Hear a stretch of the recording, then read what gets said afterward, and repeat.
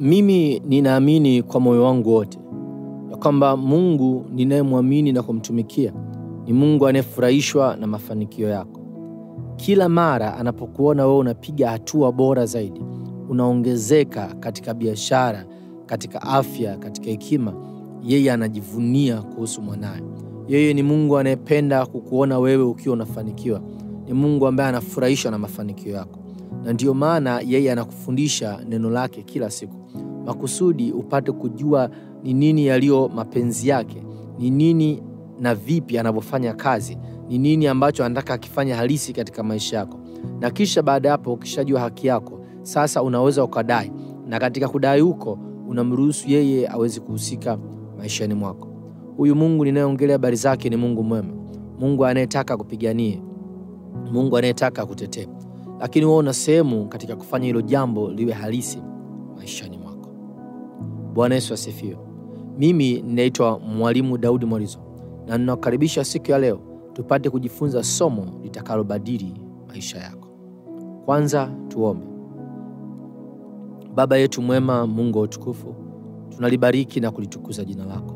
Tunasema asante kwa ajili ya wakati huu mwema wa kipekee uliotupatia. Neno lako linatuambia ya kwamba tutakapokusanyika wawili au watatu kwa ajili ya jina lako, wewe upo katikati yetu. Asante kwa ajili ya Roho yako Mtakatifu ambaye yupo katikati yetu.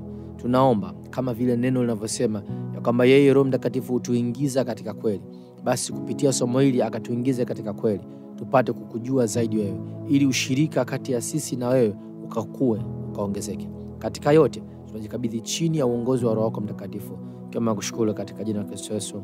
Amen. Haleluya. Shujaa Bwana. Hakika Mungu anakuwazia wewe mawazo mazuri. Ana mpango mzuri juu ya maisha yako. Ndio maana anakufundisha. Kabla tujaanza somo, nataka tuangalie andiko moja ambalo linanibariki mimi kuongelea juu yake. Ni katika Zaburi 35 mstari wa 27. Zaburi 35 mstari wa 27. Washangilie na kufurahi wapendezwao na haki yangu. Naam, waseme daima atukuzwe Bwana, apendezwae na amani ya mtumishi wake. Neno linasema atukuzwe Bwana, apendezwae na amani ya mtumishi wake. Unajua Mungu wetu, Mungu ninayemwamini mimi, Mungu ninayetangaza habari zake, ni Mungu ambaye anapendezwa na amani yako. Kila mara akikuona wewe una amani, yeye anafurahi. Katika tafsiri fulani ya Kiingereza inasema kama he rejoices over your prosperity, juu ya mafanikio yako. Wewe ukiwa una amani katika biashara yako, Mungu anafurahia juu ya jambo hilo. Wewe ukiwa na amani katika ndoa, katika majukumu yako, Mungu anafurahia hilo. Wewe ukiwa una amani katika afya yako, Mungu anafurahishwa na jambo hilo. Yeye ni Mungu mwema zaidi ya tunavyoweza kueleza. Na yeye ni Mungu ambaye ametuandalia makusudio mema, mipango mizuri kuliko tunavyoweza kuichakata, kuliko tunavyoweza kuifafanua. Yeye ni Mungu mwema. Na ndio maana kila siku anatufundisha neno lake ili makusudi tupate kujua ni nini zilizo haki zetu na sasa tudai. Siku ya leo tunaenda kujifunza somo ambalo lina kichwa imani iletayo ahadi. Imani iletayo ahadi. Na katika kufungua somo hili tutaangalia waraka wa pili wa Petro. Waraka wa pili wa Petro sura ya 1 mstari wa 4. Waraka wa pili wa Petro sura ya 1 mstari wa 4. Tena kwa hayo ametukirimia ahadi kubwa mno.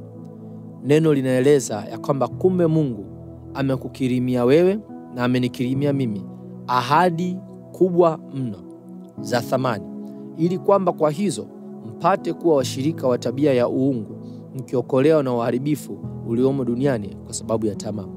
Kwa hiyo neno linatuonyesha kumbe sisi tumepewa ahadi kubwa mno za thamani. Ahadi kuhusiana na maisha yetu, ahadi kuhusiana na mambo kadha wa kadha, ahadi ambazo Mungu mwenyewe amezitoa kwa sababu ya mapenzi yake kwako, kwa sababu ya mapenzi yake kwangu. Ahadi hizi ni ahadi ambazo zitatupa sisi faraja, zinatupa sisi tumaini, zinatupa sisi haki fulani ya kuweza kuwa na hoja ya kupeleka kama madai ya maombi mbele za Mungu. Ahadi kwa ajili ya maisha yetu. Lakini muda mwingine tunachanganya au tunafika sehemu ya kutaka kujua ahadi hizi zikoje. tumefahamu ya kama Mungu anatuwazia mawazo mazuri, tunafahamu ya kama Mungu ana ahadi, lakini hizi ahadi zikoje? Ili tuweze kuelewa vizuri, nataka tuangalie katika kitabu cha Timotheo wa kwanza sura ya 4 mstari wa 8. Timotheo wa kwanza sura ya 4 mstari wa 8. Kwa maana kujizoeza kupata nguvu za mwili kwa faa kidogo. Sasa hapa anaongelea kwa ajili ya mazoezi ya kawaida, ya kwamba kama mtu unafanya mazoezi ya kawaida sio vibaya, ni vizuri, lakini inatoa faida kidogo. Anaendelea kusema, lakini utaua, yani kuishi maisha ya kumcha Mungu, lakini utaua hufaa kwa mambo yote. Yani unayo ahadi ya uzima kwa sasa na ya ule utakao kuwapo baadaye. Katika hili andiko tunapata picha ya kwamba kumbe Mungu ameweka ahadi katika mafungo mawili. Kuna ahadi zinazohusu maisha ya sasa na kuna ahadi zinazohusu maisha ya baadaye. Zile zinazohusu maisha ya baadaye ni zile ambazo zinafanya kazi baada ya sisi kufa. Kwa mfano, tunapoambiwa kuna mbingu mpya, tutakaa huko, kuna paradiso, tutapumzika, au tunapoambiwa tutajumuika na malaika katika kumsifu Mungu, katika kumwabudu, tutakaa katika Yerusalemu, mji mtakatifu wa mbeleni. Hizo zote ni ahadi kwa ajili ya baadaye, ni ahadi za maisha ya baadaye. Baada ya kufa, hizo ahadi tunaweza tukafaidika nazo. Katika maisha haya ya sasa, ahadi hizo sisi hatuwezi kunufaika nazo. Zinatupa ndio tumaini, lakini kiukweli hatuwezi kuzifaidi kwa sababu hazipo katika upande huu wetu wa maisha. Lakini vivyo hivyo katika maisha yetu ya kila siku kuna ahadi ambazo zimetolewa, ambazo hizo ahadi haziwezi kutunufaisha ikiwa tumekufa. Mfano, kuna ahadi ambayo inahusika na afya, kuna ahadi zinazohusika na baraka, kuna ahadi zinazohusika na kupata hekima, kupata mwongozo katikati ya mambo mbalimbali, namna ya kufanya maamuzi sahihi. Ahadi hizi ni za wakati huu uliopo. Kwa hiyo maadamu wewe uko hai, kuna ahadi ambazo Mungu ameziweka kwa ajili yako sasa hivi. Kama hukuzijua hizo ahadi, hilo sasa sio kosa la Mungu, ni wewe mwenyewe hukujua, kwa hiyo hukuweza kudai. Lakini kama umezijua na haukudai, hilo pivyo hivyo na kwa sio kosa la Mungu, ni kosa lako wewe, umezijua lakini kudai. Lakini ukijua na ukazidai, hiyo inamaanisha kama umemruhusu Mungu ahusike katika maisha yako. Mungu wetu ni Mungu mwema, ana mpango mzuri juu ya maisha yetu. Yeye ameandaa kila kinachohitajika ili sisi tuweze kuishi maisha ya furaha. Ndio maana ameweka ahadi mbalimbali ili sisi tuzijue, tuzidai na tuweze kuzipata. Sasa tuangalie kwa ufupi baadhi ya ahadi ambazo ni za kwetu katika maisha haya ya sasa. Katika kitabu cha Isaya 53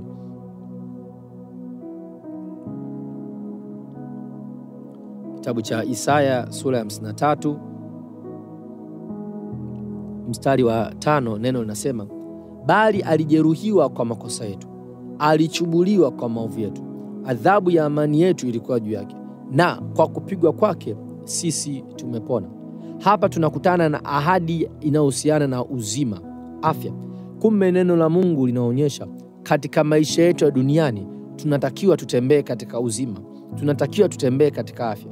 Mara tu tunapoona changamoto ya kiafya imeinuka, iwe ni ugonjwa mdogo au ugonjwa mkubwa, tunao wajibu wa kwenda kudai haki zetu mbele za Mungu. Maandiko yanasema kwa kupigwa kwake Yesu mimi na wewe tumepona. Sasa note jambo la muhimu, sio tutapona bali tumepona. Hii ni ahadi ya Mungu. Kwa hiyo ukienda mbele za Mungu una haki ya kumkumbusha ya kwamba Baba, umesema katika neno lako ya kwamba kwa kupigwa kwake Yesu mimi tayari nimeshapona. Kwa hiyo ninadai uponyaji uonekane katika mwili wangu, na mwili wako utapokea uponyaji na Mungu atajidhihirisha. Kwa hiyo hiyo ni mojawapo ya ahadi mbalimbali ambazo ni za kwetu, za kunufaika nazo katika maisha ya hapa duniani. Ahadi nyingine tunaipata katika Wafilipi sura ya 4 mstari wa 19. Na Mungu wangu atawajazeni kila mnachokihitaji kwa kadiri ya utajiri wake katika utukufu ndani ya Kristo Yesu. Hapa tunakutana na ahadi ya kupata msaada wa kiuchumi katika kila changamoto. Maandiko yanasema na Mungu atatujaza, atawajazeni kila mnachokihitaji kwa kadiri ya utajiri wake. Hii inatuonyesha kwamba kumbe katika maisha yetu ya duniani tunapokutana na changamoto ya kiuchumi na tukahitaji msaada wa kutoka kwa Mungu, tunaweza tukaomba na tukategemea kama Mungu atahusika kutupatia sisi majibu.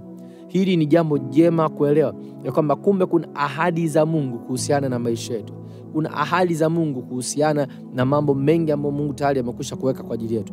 Mungu anatufahamisha ahadi zake ili makusudi tujue ni nini zilizo haki zetu, tudai, na hivyo tuweze kufurahia maisha.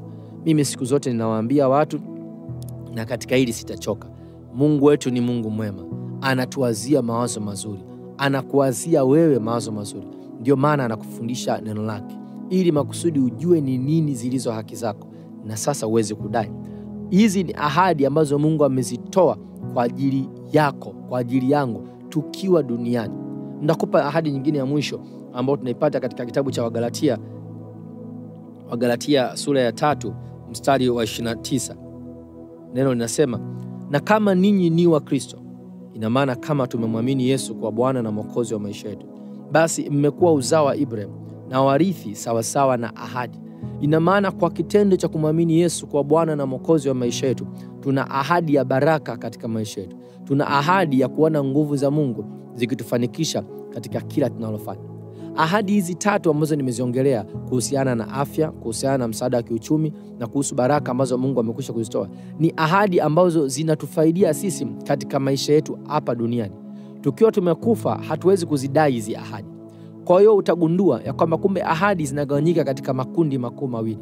Kundi la kwanza ni maisha tuliona, kundi la pili ni kwa maisha baada ya kufa. Kwa hiyo hizi ahadi Mungu amezitoa, ameziruhusu zije kwetu sisi ili zitujenge, zituwezeshe kuishi maisha ya furaha. Sasa hapa inanifanya niulize swali ambalo najua hata wewe inawezekana kwa unajiuliza. Kama ahadi hizi zote Mungu amekwisha kuzitoa katika maisha yetu, ni ahadi za kutujenga, ahadi za kutusaidia tuishi maisha bora, mbona hatuoni hizo ahadi katika maisha yetu ya kila siku?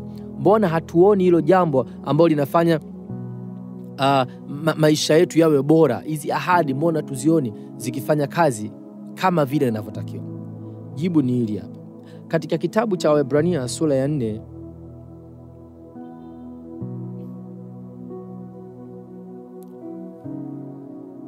kitabu cha Waebrania sura ya 4 mstari wa 2, neno linasema, maana ni kweli sisi nasi tumehubiriwa habari njema vile vile kama hao, lakini neno lile lililosikiwa halikuwafaa hao, kwa sababu halikuchanganyika na imani ndani yao waliosikia. Kwa hiyo kumbe tunaona ya kwamba wana wa Israeli nao walipewa ahadi mbalimbali na Mungu, kama vile mimi na wewe ambavyo tumepewa ahadi mbalimbali. Mungu aliwaahidi wana wa Israeli ya kwamba nitawapigania maadui watakapokuja, nitawaponya dhidi ya magonjwa, nitawapa hekima ya kuweza kufanya maamuzi sahihi. Mungu aliahidi ya kwamba yeye atakuwa upande wao, atawatetea. Kwa hiyo kila lililokuwa limetolewa kama ahadi lilikuwa ni la kwao kulipata. Lakini neno linasema zile ahadi hazikuonekana katika maisha yao ya kila siku, kwa sababu wao wenyewe hawakumwamini Mungu, hawakuamini neno la Mungu. Kwa hivyo hawakuweza kupokea ahadi. Kumbe tunagundua ya kwamba imani inaweza ikafanya ahadi ziwe halisi katika maisha yetu, ama tukazikosa hizo ahadi. Kwa wana wa Israeli, wao walishindwa kufikia ahadi ambazo Mungu alizitoa kwa sababu hawakuchanganya imani pamoja na zile ahadi. Walizisikia ahadi, lakini zile ahadi hawakuziamini. Kwa hiyo kwao zile ahadi zilikuwa hazina faida. Na ninajua vivyo hivyo kwa Wakristo wengi nao wapo kwenye hali kama hiyo. Wengi tumesikia ahadi za Mungu. Yamkini wengine wamesikia ahadi za Mungu kuhusiana na uponyaji. Wengine wamesikia ahadi za Mungu kuhusiana na hekima ambayo inaweza kukutoa katika kila changamoto. Kuna ahadi mbalimbali ambazo Mungu amezitoa kwa ajili yako. Lakini wengi hawakuweza kunufaika na hizo ahadi. Si kwa sababu sio kweli, bali ni kwa sababu wao hawakuweka imani ambayo ingeruhusu kupokea zile ahadi.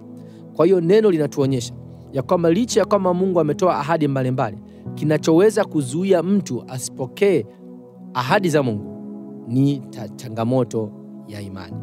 Na mimi ninaamini siku ya leo katika somo hili Roho wa Bwana atatupa uelewa zaidi namna gani tunaweza tukatatua hii changamoto, ili kila ahadi ambayo tayari imekwisha kutolewa kwa ajili yako uweze kuifikia, uweze kuipokea. Sasa basi, tunapoongelea imani tunaongelea nini? Tuangalie katika kitabu cha tuangalie katika kitabu cha Waebrania sura ya 11 mstari wa kwanza. Neno linasema hivi: basi imani ni kuwa na hakika ya mambo yatarajiwayo, ni bayana ya mambo yasiyoonekana. Hii imani ambayo tumesema ndiyo inaweza ikatupatia sisi ahadi za Mungu, ikawafanya ahadi za Mungu zihusike na maisha yetu.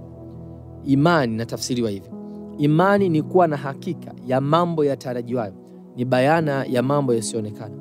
Kwa hiyo kwa lugha nyepesi, imani ni kuwa na uhakika juu ya jambo ambalo kwa sasa halionekani, lakini unaamini kuwa vile neno la Mungu limesema kuhusiana na lile jambo ndivyo itakavyokuwa.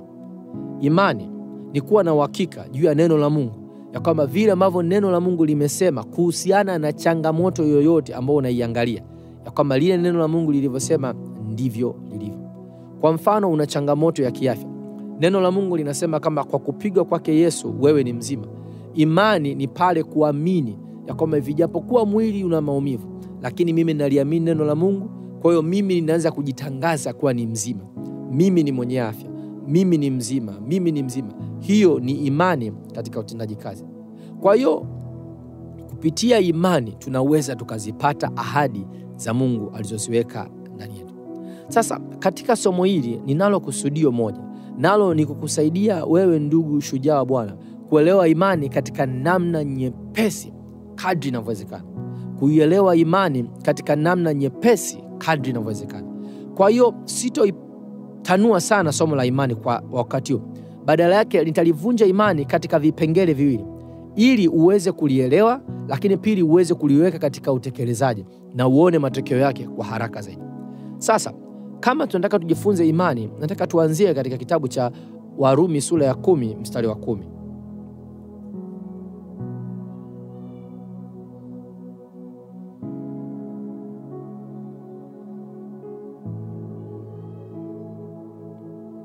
Neno linasema, kwa maana kwa moyo mtu huamini hata kupata haki, na kwa kinywa ukiri hata kupata wokovu.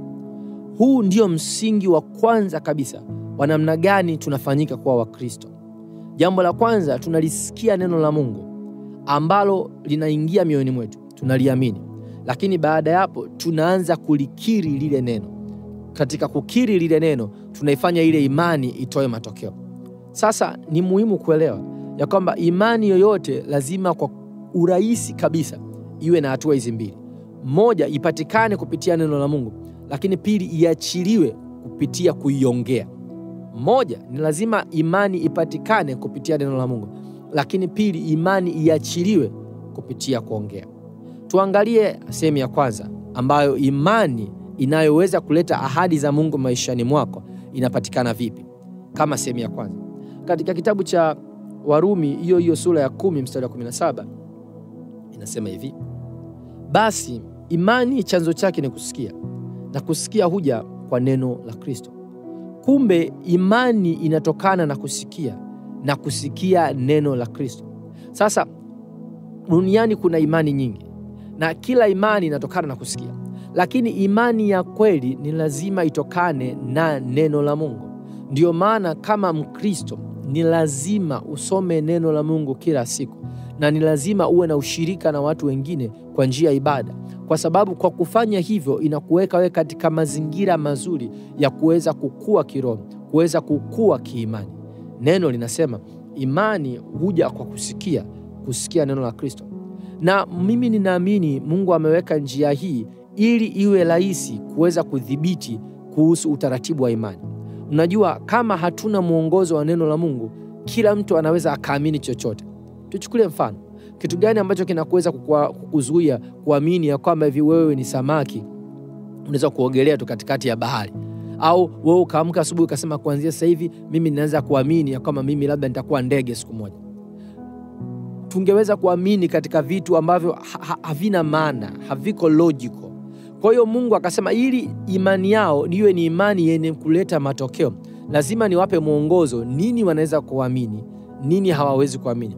Kwa hiyo akatoa mwongozo kwa kupitia neno lake, ili sisi leo hii tunapokutana na changamoto yoyote na tukataka tuombe msaada wa kimungu, tuwe tunajua tunawezaje kuomba msaada wa kimungu. Kwa sababu kama hausimami katika neno la Mungu, kwa lugha nyepesi, hauna imani uliyoijenga.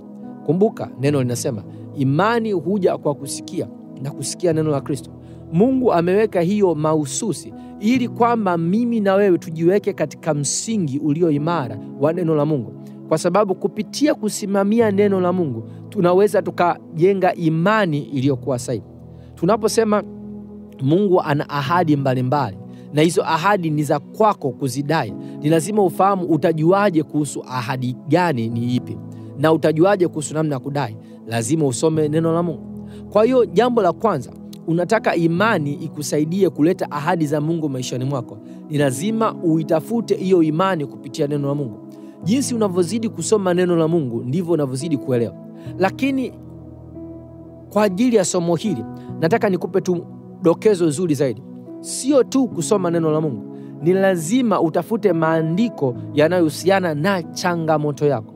Sasa mimi ninashumu ya kwamba hivi wewe kuna changamoto unakutana nayo sasa hivi ambayo unataka uitatue. Kwa hiyo unafanyaje? Jambo la kwanza ni unatafuta andiko linasemaje kuhusiana na hiyo changamoto. Ni muhimu sana. Tafuta andiko linalosimamia kuelezea changamoto yako. Kama ni afya, kuna maandiko tumesoma hapa, ahadi ya Mungu inasemaje kuhusiana na kurejesha afya.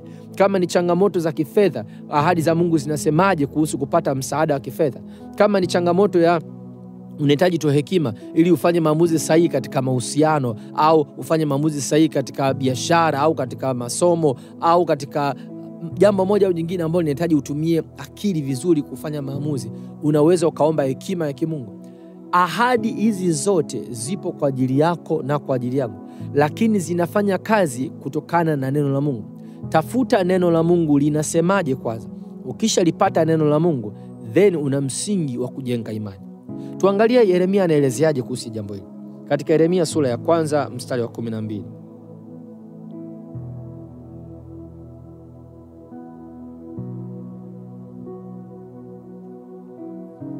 Ndipo Bwana akaniambia, umeona vema, kwa maana ninaliangalia neno langu ili nitimize.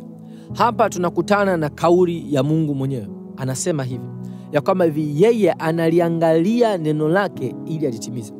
Kwa hiyo kama unajua kwamba unataka msaada wa kimungu katika jambo fulani, lazima utafute neno la Mungu linasemaje kuhusiana na hiyo hali. Mungu ameahidi atakusaidia ama hakusaidia. Ukishajua neno linasemaje, then una msingi wa kupeleka hoja ya maombi mbele za Mungu. Una msingi wa kujenga imani ya kwamba neno la Mungu litanitolea majibu. Ni muhimu sana kuelewa, Mungu anazingatia neno lake. Sasa unawezekana ukawa na changamoto za aina mbalimbali ambazo zinahitaji utatuzi mkubwa, lakini Mungu hatokiuka sheria zake, hatokiuka utaratibu wake simply au kwa urahisi tu kwa sababu wewe una shida fulani. Mungu anazingatia neno lake ili aifanyie kazi, na Mungu ameweka utaratibu huo ili kwamba imani yako iwe ni imani sahihi. Usiamini tu ya jambo lote. Tuchukulie mfano, kuna ushuhuda niwe kusikia sehemu fulani. Kulikuwa kuna dada wa askofu fulani. Yule dada alienda kwenye duka la furniture. Alipoenda kwenye duka la furniture, akaomba wale watu wamsaidie kumpa furniture, lakini kwa mkopo fulani ambao walikuwa wameufikiria. Wale watu wa furniture wakaanalyze ile taarifa, wakaona kwa ule mkopo hawawezi kufanya biashara hiyo. Kwa hiyo wakamwambia, bwana, hatuwezi kukukopesha kwa hivyo unavyotaka. Yule dada wa askofu akatoka amekasirika, akaenda akamfuata kaka yake ambaye ni askofu. Akamwambia, kaka, wewe ni mtu wa Mungu. Wewe ukiomba Mungu anakusikia. Kwa hiyo mimi nataka mimi na wewe tuungane kiimani. Tufunge tuombe lile duka lifilisike kwa sababu wale watu wamegoma kunipa mimi mkopo. Kaka yake akafikiria, akakumbuka ya kwamba hakuna neno la Mungu ambalo linaelezea jambo kama hilo. Hakuna neno la Mungu ambalo linakupa haki ya kuenda kuomba duka la mtu lifilisike. Badala yake kuna neno la Mungu linalosema ya kwamba hivi Mungu atakubariki wewe. Kwa hiyo kaka mtu akamwambia, kwa nini tusiombe Mungu akatubariki, akafungua milango, tukapata fedha za kwenda kununua ile furniture. Sasa ukiangalia utagundua kuna tatizo moja. Tatizo ni kwamba wote wanataka furniture zinunuliwe na udada apate furniture. Lakini dada mtu anajenga imani ya kwamba duka lifilisiwe. Kaka mtu anataka kujenga imani ya kwamba tupate baraka, milango ya kifedha ifunguke, tupate fedha kwenda kuchukua. Kwa hiyo kama hawa watu wawili wangeenda kuomba mbele za Mungu, Mungu angesikia maombi ya yule anayedai baraka kuliko maombi ya huyu mtu anaomba mwenzake afilisike. Kwa sababu yule anayedai baraka ana msingi wa neno la Mungu unaosupport madai yake. Na hiko ndicho ninachoelezea hasa, ya kwamba kuna ahadi mbalimbali Mungu amezitoa juu ya maisha yako, kuhusiana na afya yako, kuhusiana na familia, kuhusiana na hekima, kuhusiana na biashara, kukustawisha kiuchumi, mambo mengi mazuri. Lakini hizo ahadi, ili uweze kuzipokea, uweze kuzifurahia, ni lazima zichukuliwe kwa njia ya imani. Na hiyo imani kwanza inapatikana kupitia neno la Mungu. Unaposoma neno la Mungu, hususan unapotafuta andiko linaloelezea hitaji lako, unajiweka katika mazingira ya kuwa na imani iliyo sahihi katika kupata mahitaji yako. Kwa hiyo hiyo ni sehemu ya kwanza ya imani. Tunaongelea katika somo hili imani iletayo ahadi. Tunataka tujifunze namna gani ya kutumia imani yetu kupata ahadi za Mungu katika maisha yetu. Kwa hiyo sehemu ya kwanza ya imani iletayo ahadi, tumeona kwamba lazima uwe na andiko linalokupa haki ya kudai hiyo ahadi. Lakini sehemu ya pili ya imani ni kwamba sasa umeshapata andiko, ni lazima uanze kulitamka neno la Mungu kuhusiana na ile ahadi. Lazima uanze kutamkia. Tungesema kwa lugha nyingine, lazima uanze kunuizia ile changamoto kulingana na neno la Mungu unavyosema. Kwa mfano, una changamoto ya kiafya. Neno la Mungu linasemaje kuhusiana na kupata msaada wa kimungu katika afya? Neno la Mungu linasema katika Isaya 53 mstari wa 5, kwa kupigwa kwake Yesu sisi tumepona. Kwa hiyo hapo imani yako iko sahihi kama utadai uponyaji, kwa sababu neno linasema kwa uponyaji unapatikana. Ukienda mbele za Bwana baada ya kuombea sasa hitaji lako, kutokea hapo anza kutamka neno la Mungu limesemaje kuhusiana na hali yako. Neno la Mungu limesema kwa kupigwa kwake Yesu wewe umepona. Kwa hiyo unaanza kutamka ya kwamba kwa kupigwa kwake Yesu mimi nimepona. Kwa kupigwa kwake Yesu mimi nimepona.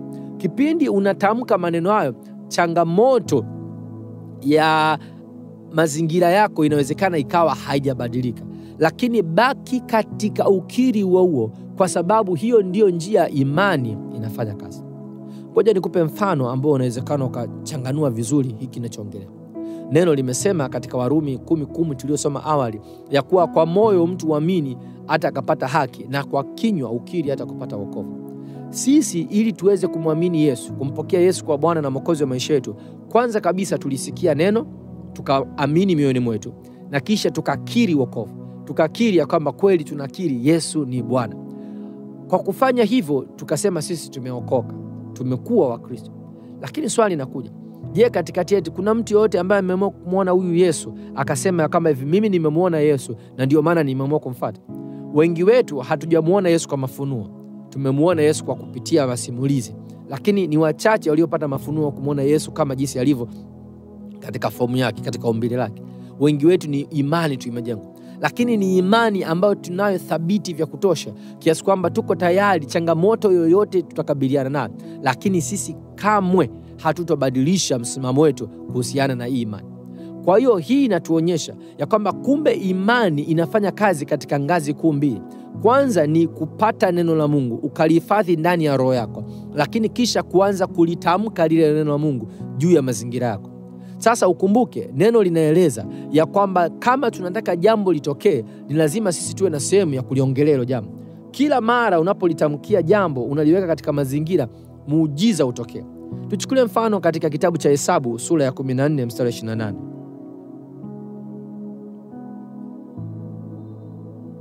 Hesabu sura ya 14 mstari 28. Neno la Mungu linasema hivi: waambieni kama niishivyo, asema Bwana, hakika yangu kama ninyi mlivyonena masikioni mwangu, ndivyo nitakavyowafanyia ninyi. Kwa hiyo Mungu anatangaza hapa, anasema sikilizeni wanangu, mimi nina mpango mzuri juu ya maisha yenu. Nina mkakati nimeandaa, lakini huo mkakati ili uwe halisi katika maisha yenu, ninyi mna sehemu ya kutamka, una sehemu ya kunuizia ili utokee. Katika maisha ya watu ambao wamewahi kwenda kwa labda waganga na vitu kama hivyo, utagundua kwa mganga akikupa dawa ni lazima uinuizie, lazima uitamkie ile dawa ifanye nini. Kama amekupa dawa labda mtu fulani biashara yake ifeli, utaenda utatamkia ya kama huyu fulani biashara yake iwe hivi hivi. Kuna namna fulani ya manuizo. Vivyo hivyo katika wokovu kuna namna tunatamkia. Sasa sisi hatunuizi mabaya, lakini tunanuizia vile neno la Mungu limesema. Kama neno la Mungu linasema kwa kupigwa kwake Yesu wewe umepona, basi haijalishi unaumwa namna gani, kazi yako wewe ni kuendelea kutamka ya kwamba hivi mimi nimepona kwa sababu Yesu alipigwa kwa ajili yangu. Kwa lugha nyepesi, tamka vile neno la Mungu linasema kuhusiana na mazingira. Tunataka tuelewe namna gani tunaweza tukafanya imani itusaidie kupata ahadi za Mungu. Tunataka tufurahie maisha yetu ya duniani. Ndio mpango wa Mungu. Tunataka tuishi maisha ya raha, tuishi maisha yenye furaha, tuishi maisha yaliyojaa baraka tele. Sasa ili tuweze kulifanya hilo jambo kuwa halisi, ni lazima tujue mpango wa Mungu unafanya kazi namna gani. Na ndio hiki tunachojifunza hapa. Tunajifunza namna gani ya kutumia imani kuweza kupata ahadi za Mungu. Kwa hiyo katika awamu hii kwanza tumejifunza mpaka sasa hivi ya kwamba kumbe Mungu amekwisha kutoa ahadi mbalimbali kwa ajili ya watu wake. Ahadi zinazohusu maisha ya duniani na kuna ahadi zinazohusu maisha ya mbinguni. Kwa zile ahadi zinazohusu maisha ya duniani, ili tuzifanye ziwe halisi, ni lazima tuzichukue kupitia imani. Lazima tuzichukue hizo ahadi za Mungu kupitia imani. Na tukajifunza pia imani inafanyaje kazi. Tukasema imani inafanya kazi katika hatua kuu mbili. Hatua ya kwanza ni lazima ujue neno la Mungu linasemaje kuhusiana na hiyo ahadi unayoitaka. Na hatua ya pili ni lazima sasa uanze kukiri vile neno la Mungu linasema kuhusiana na ile ahadi. Hivyo ndivyo unaofanya imani ifanye kazi. Sasa katika hatua inayofuata tutaendelea kujifunza undani zaidi kuhusiana na namna gani tunaweza tukatumia imani kuleta matokeo. Tafadhali usiende mbali, tunaendelea.